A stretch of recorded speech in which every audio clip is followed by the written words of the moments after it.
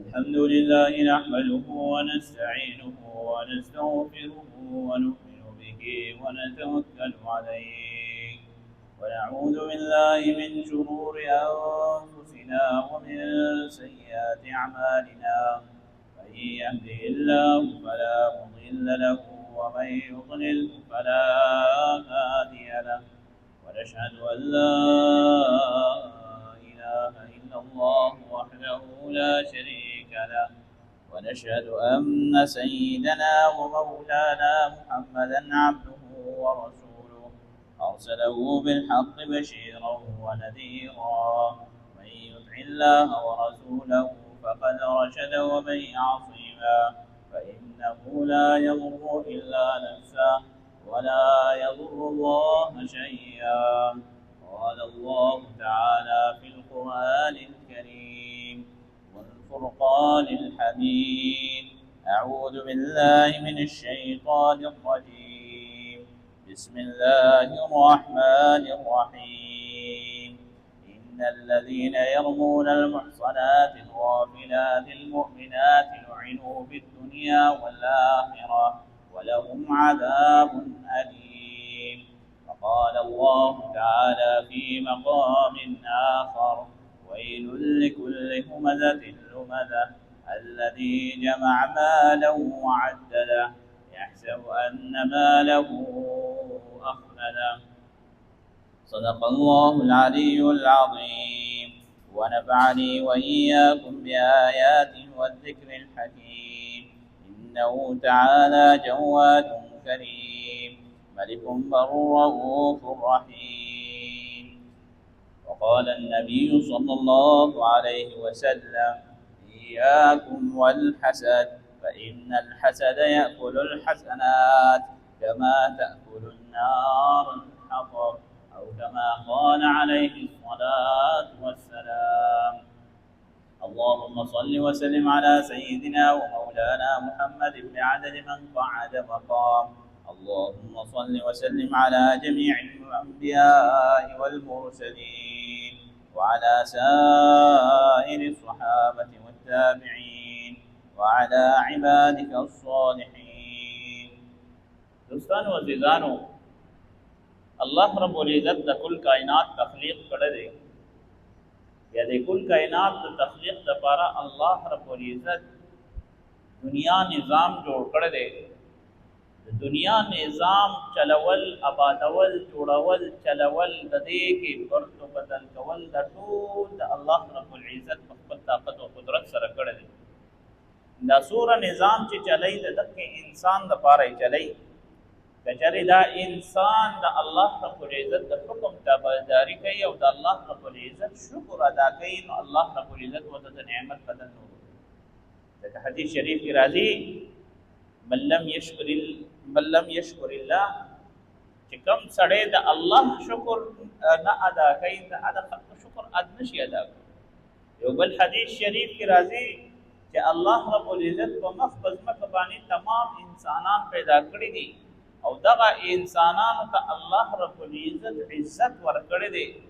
ابروریزي ورکړی ده، اوچت مقام ورته ورکړی دی،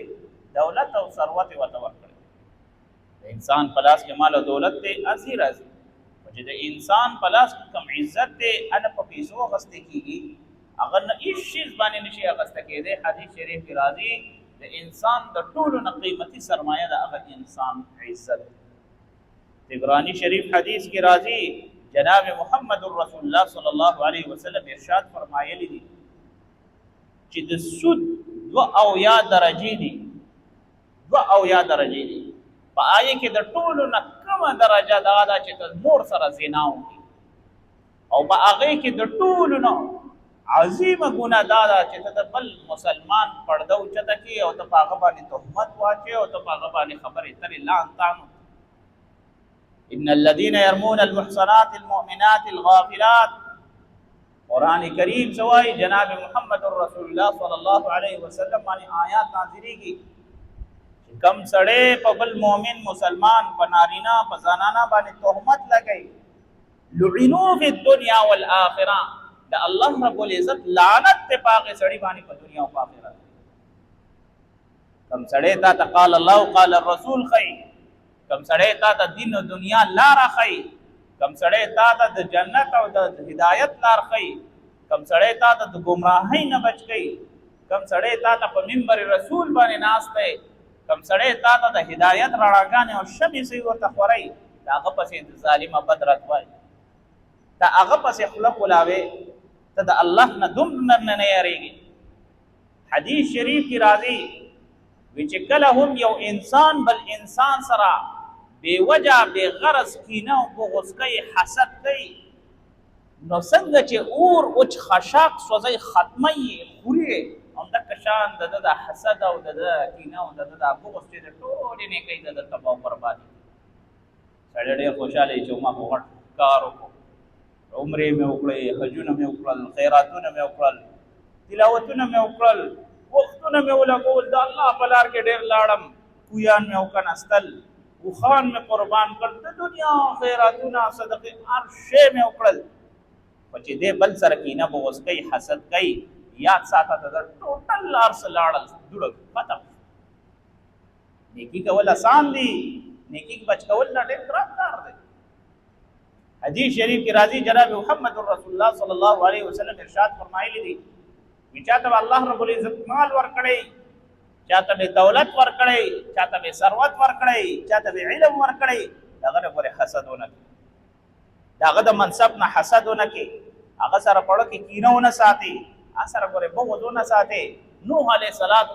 900 کاله د قوم د هدایت لپاره دعاګانې کړې دي، پروردګار دوی ته د هدایت دعا ورته وکوله، اخره کې چې ناامیده شو دعا ورته وکړه پروردګار هلاک او تباه او برباد. موسی علیه السلام فرعون دی د هدایت دعاګانې کړې، اخر چې تنګ شو ورته پروردګار قرآن غری ول روان.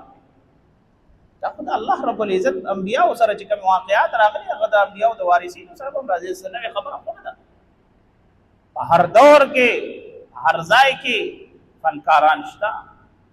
خلور شته، چالاک شته، مجلس او د محفلونو رنګونو والا دغه والا شته. انا پکې دا مو وایي یاره جمعه خو جومات پرېښودی دی، کېدای شي دا کور کلونه یې درته پرېږدم، نه ته چې د الله رب العزت په کور باندې دومره صحیح ورته په پرېښودو باندې دومره فخر کې، نه ته به د الله رب العزت د دین وارث پسې څونه بد رد وایي.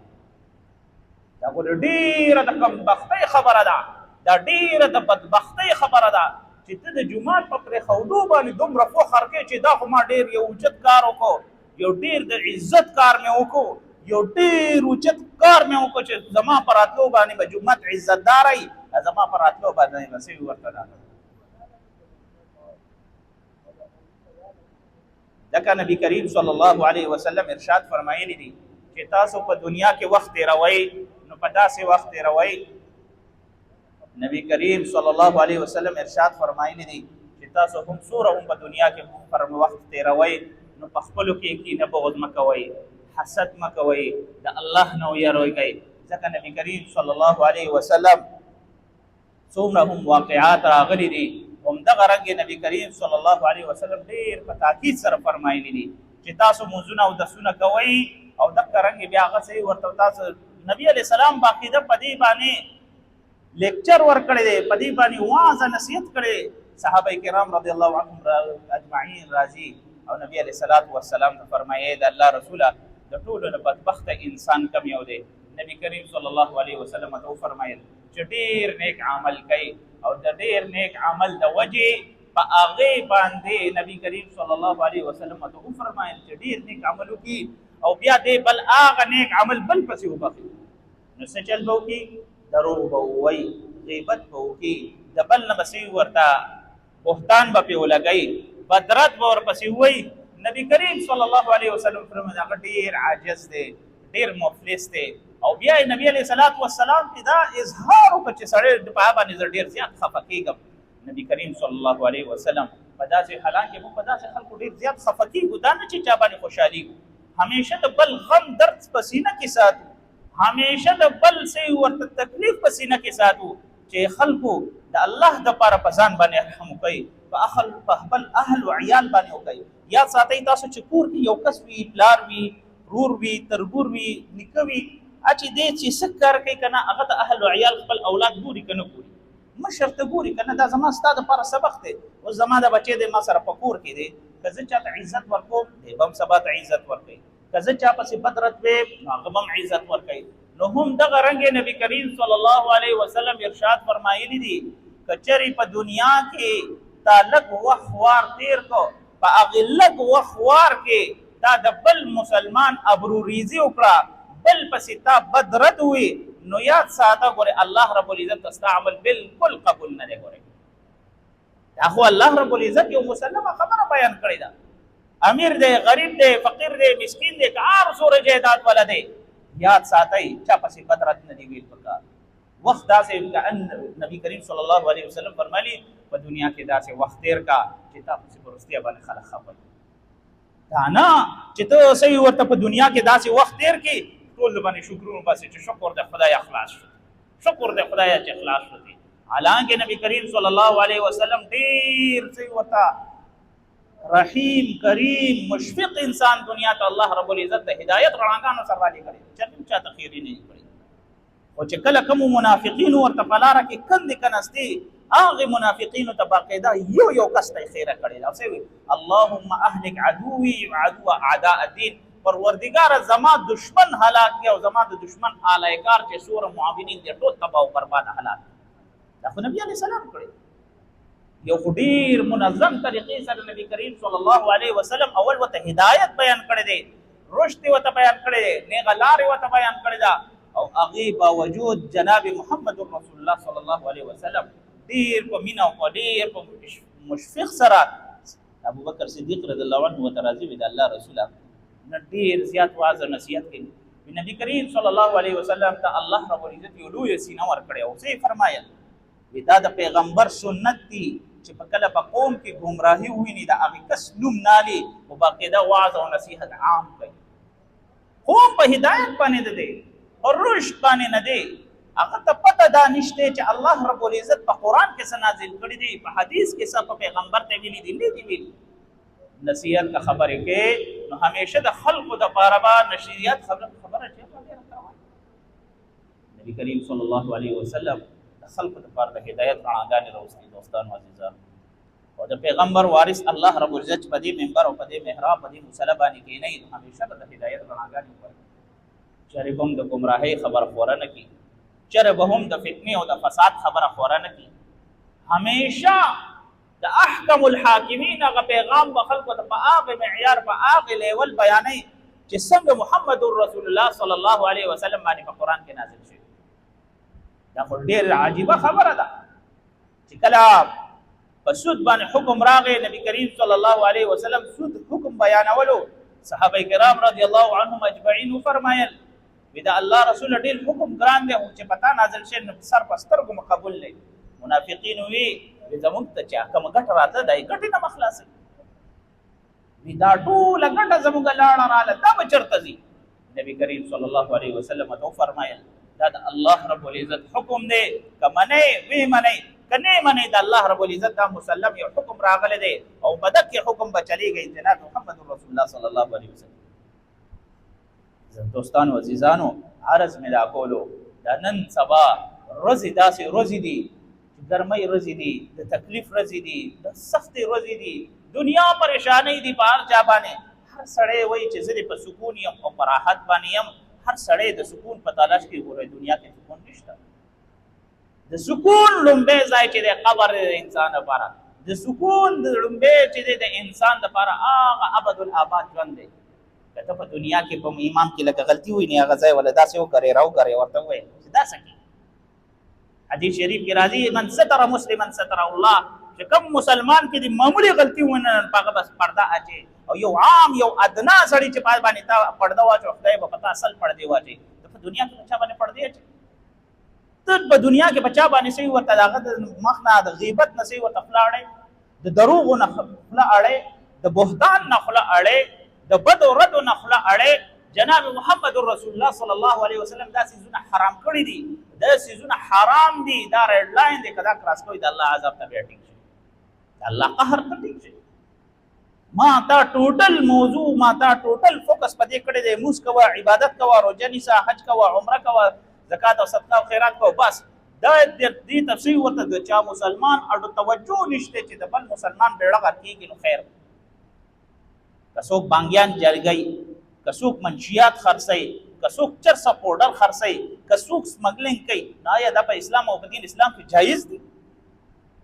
کم دین اسلام دا ویلي دی چې د مسلمانانو او د ځوانانو او د خلکو سي ورته صحت سره لوبې ټوکې شروع کا او د آئین او د قانون سي ورته دغه سي ورته پاڼه کا پتو پوالو دا کوم دین اسلام دا ویلي حدیث شریف کې راځي نبی کریم صلی الله علیه وسلم یو بیر حکم په نازل شو نبی علیہ الصلوۃ والسلام ډیر زیات جوړل نبی کریم صلی الله علیه وسلم ته چې کله صحابه ورنږدې شو د الله رسول ډیر زیات دی وجړل د الله رب العزت د حکم را باندې نازل شو ډیر زیات په دې وجړل چې مسلمان وای ټول عمر به نیک عمل کړي وي په اخره کې به داسې عملونه شروع کی داسې شی ورته بدعملي به شروع کی چې دی وای چې زه په حق بیان یم زه په سچ باندې یم او په هغه کې به د ټولې نیکۍ سوځي چاله به سپېړه ور کړي چاته به غوسه کړي چاته به بدرت ویلي چاته به سویلي چاته ورځ په قیامت به تنها یک یوازې بس پاتې شي چې سور نیکۍ مطالبه ولا خلق برازي ټول بلګ لګ نیکۍ وړي اخره کې به یو کس داسې پاتې شي تنها چې سور خیر خېګړې او ټول مطالبه ولا کسان ډیر پاتې شي د الله رب العزت تر طرفه به حکم شي الله رب العزت په ارشاد فرمایي چې سور د خلکو نه د ګناونه دي د ګناونه دی الله دې سړي په دې سړ پاتې ما تا خو په دنیا کې ډېر زیات خوشحالي کو چې ما تا خپل مجلس ګرم کو چا پسې په دې ردی وای خبر غیبت کو تاسو نه دي کول پکا د چا کردار کشیو د چا عزت سره لوبي کو تا ته په سم ملاوي یو څو خبرو باندې تا ته په سم ملاويږي الله رب العزت چې تا ته درکړي پای باندې شکر نه وباسي حدیث شریف کی تا ته فرمایي لئن شکرتم لازیدنکم تشکر بس زبتا ته درکم او کلا وین کفرتم ان عذاب لشدید کدا غنا شکرې کوي بیا کوي زما عذاب ته ځان ټیک کوي دوستانو عزیزانو عرض می دا کولو چې الله رب العزت دنیا ته انسان را لګلې خو د ګارنټي کارت سره نه دی را لګلې وارنټي کارت سره نه دی را لګلې دور ژوند می تا ته درکړې دي په دې دومره ژوند کې سي ورته تا ته به سي ورته دومره ژوند درکړې دي کته هر چا پسې پترات وای ته زنده‌باد نو ټوټل خلک تباہ برباد کړو کسړې دې په کوم ځای نه راغلي الله رب العزت هر چا ته ډیل ورکړې دي وخت وته ورکړې دي یو سمت وته ورکړې دا هغه ریډ لاین تکراس کې ته د الله رب العزت د شرعي احکام ورسې ورته منکري ان الذين يرمون المحصنات كم كسان محصنات المؤمنات الغافلات لعنوا في الدنيا والاخره كم كسان په دنیا کې بچا باندې دروغ تړي بهتان تړي بدیره دی ور په لعنوا الله رب العزت فرمایي په دنیا او آخرت کې به الله رب العزت لعنت دی دا زمام د قران رواه قران سوره نور لومبي رکوع راوړ چې پای کې الله رب العزت فرمایي نن سبا د خلق دا فیشن جوړ شوی دی چې زما بل پسې څنګه بدرت وي دیوز څنګه دی ویلی کوم دیوز څنګه بیزت کوم الله رب عزت چې چاته عزت ورکړي بس عزت ورکړي ته خلکو بس څه بدرت وای الله رب عزت چاته سم مقام ورکړي او الریډي مقام ورکړي ته خلکو بس ولې بدرت وای حضرت یوسف علیه السلام واقعي ته موږ سوچو چې رونو په د غلا الزام لګو چا په د غلا الزام لګو رونو په د غلا الزام لګو نو الله رب العزت وتا یو مقام ورکو عزیز مصر ته الله رب العزت جوړ کو سي ته جوړ کول بادشاہ ته جوړ او چې کله الله رب العزت هغه نه بادشاہ جوړ کو بیا هغه سوره یوسف راوړ تاګي ګورو چې الله رب العزت بیا هغه مقام ورکو چې بیا ټول ډونه پستیدل نو انسان ته چې الله رب العزت کامیابی ورکړي دای نه بګور کینه حسد او بغض په وطن یاد ساتي زمونږ د ناکامل لومبه پوړی لومبه تنزل په دې بنیاد باندې دی چې مونږ بل سره کینه کوو مونږ بل سره حسد کوو مونږ بل تصور ته دې ردی وایي تاسو نه دي کول پکار ته د الله نو غواړه الله ته د مقام ورکړي دی د عزت ورکړي د دولت ورکړي ما ته دولت راکړي چا سره پیسې وینو چا سره دولت وینو چا سره شي وینو بس هیڅ په پیسې وسې ورته پکینه په وسه راځي د دکې کینو بغزونه خو موږ د کلو نه راغلو نو دا کینو بغضونه چې موږ دلته کې کو په هغه کلی کې او دلته کې بیا فرق څه نبی کریم صلی الله علیه وسلم دین ډېر په سختۍ سره منع کړی چې کم سړی کینور دی کم سړی حاسد وي کم سړی مبغض وي دته نیکي داسې سوځي لکه وچ خشاک ته دی وتی له ورته او کچری ته په دې باندې عمل کوی چې الله رب العزت دا حکم دی او بیا هم کې یا د الله رب العزت قهر ته ځړ چې سوره کوي دوستانو عزیزانو عرض نه داو چې الله رب العزت دنیا ته انسان لږ وخت ورته را لګل هیڅ یو انسان سره دا ګارانټي نشته هر یو انسان د زړه نه معاف کوي هر یو انسان سره رحم د کرم او احسان معامله کوي او یاد ساتئ کچری هم یو انسان بل انسان کردار کشي کوي او بد رد ورپسې وای په دنیا کې دا تاسو بالکل اړه بخره ورته دا انسان د دې بیا لک والی او خون والی ابا وای مړه پرې د بس اسې معقول کوي وای راځي چې وای هغه یو مرض واخ بیا یو مرض واخ یې رجی اخره بخنه وکاو بس چې سوای روي بس عاده بس وای یو بس وای بس دوستان عزیزان ورز مې دا کولو نبی کریم صلی الله علیه وسلم هدایت رڼاګانې دنیا ته راځان سره وروړي دي د هدایت رڼاګانې ګورې خپلې د الله نه ویریږو د الله ته مخې ته ودرېږو کچری مونږ په موس کې ودرېږو د الله رب العزت سره مونږ مناجات کوو په هغې باندې زما ستا یقیني پای کې زمونږ تا د حاضر دماغۍ نه کار والو نو الله به زما ستا مدد کوي په موس کې زمونږ سوچ نشته په ذکر کې زمونږ سوچ نشته په تلاوت کې زمونږ سوچ نشته په واعظ او نصیحت کې زمونږ سوچ نشته چې ما دا سوره بیان او سوره خبرې ترې وکړې په دې کې بس ورته یو د ټو د پوینټ خبره هر سړی راګیري نصیحت خبره به څوک نه راګیري هر ځای کې هم دغه عمل روان دی هر ځای کې هم دغه خبره روان او موږ ته چې ودرېږو ټوټل خلک وسیل ورته یو سړی وای دی په فتح ورکړي بل وای دی په فتح ورکړي ټوټل خلک د څلورو په ځای 1500 پیری کړي دي او بس ماشاءالله ټول خلک کوي ولاړ هیڅ څوک هم غلط نه دوستانو عزیزانو داسې نه کوو چې کم ځای کې د الله او د الله د رسول سم مطالبه راغلي په هغې باندې من وعن د زړه نه تسلیمول په هغې باندې یقین کول پکار دي او په هغې باندې عمل کول پکار دي یاد ساتئ ستاسو د عمل ستاسو د بچو دپاره د هدایت او د رهنمایي سبب جوړېږي که پلار بدعمله شي بچي بدعملی پلار غل شي بچي غلی پلار سودخور شي زوی سودخوري پلار غیبتمار شي زوی غیبتمار وي پلار کینور حسد او بغضي شي نو اولاد هم کینه‌بار او بغضیان او کچری که تاسو د دې غلطو نه ځان نه منې کوئ نو بس بیا را روان نسل لپسې ټول دغه دی چې ته په لاندې په منونو خاورو لاندې پروت یې همدغه سلسله به تا پسې چلیږي او دغه د لعنت سبب او موجب به ګرځئ الله رب العزت موږ تاسو سره په دې باندې عمل کولو توفیق رانصیب کړي واخر دعوانا الحمد لله رب العالمین